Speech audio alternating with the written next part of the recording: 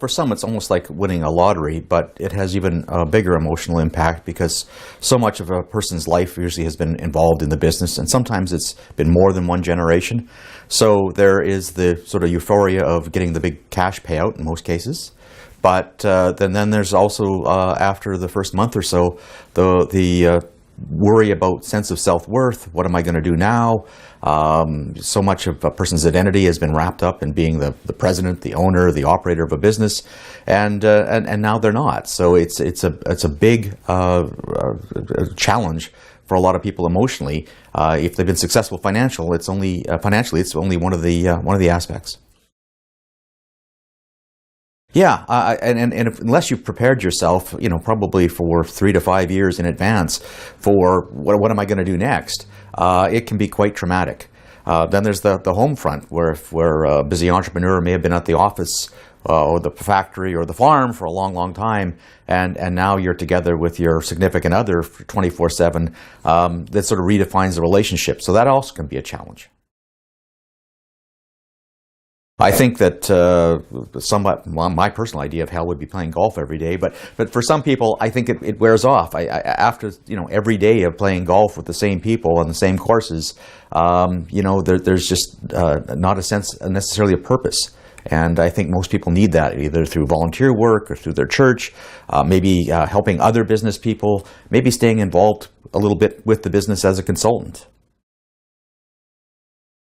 There is sort of more to life, I guess, than just getting the big payday. And so much of our media talks about, the big payday, taking a company public, all these tech geniuses that cash out. But really, there needs to be, for the vast majority of people, they've spent 20, 30, 40 years building a business. The purpose has been to provide value to their customers, value to their employees. It's their sense of self-worth. That they've had a reason to get up every morning. And without that, it's going to be a real challenge.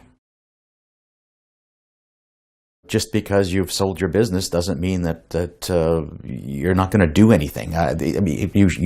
For some people, work is a form of recreation. They love the work, and to be sitting on the beach doing nothing creates huge stress.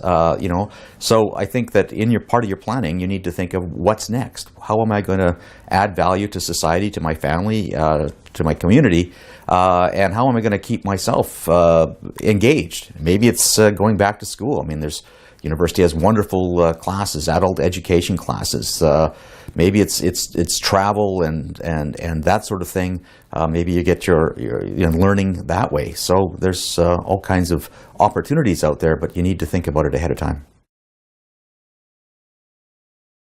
Often it's your name above the door. That is who you are. That's who the community perceives you of. You're the dry cleaner, the muffler shop guy, the consultant, accountant, whatever it is. Everybody identifies you as that person, and you identify yourself as that person to a large extent.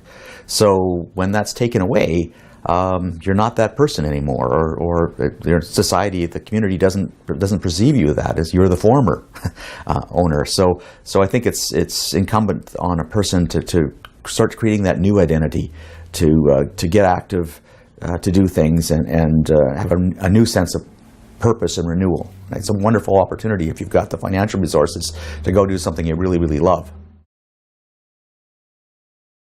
Almost all of the planning focuses on the business side, the share structure, the payouts, all of those sorts of things, and very, very little attention is ever paid to the personal part, the emotional well-being of the person selling. And I think more attention needs to be paid to that. There are some consultants that work in transition and change, but not a great deal. And I think that maybe business owners with their advisors need to form some community, maybe need to have some sort of a club or association or network to help them continue to grow and prosper personally as well as financially.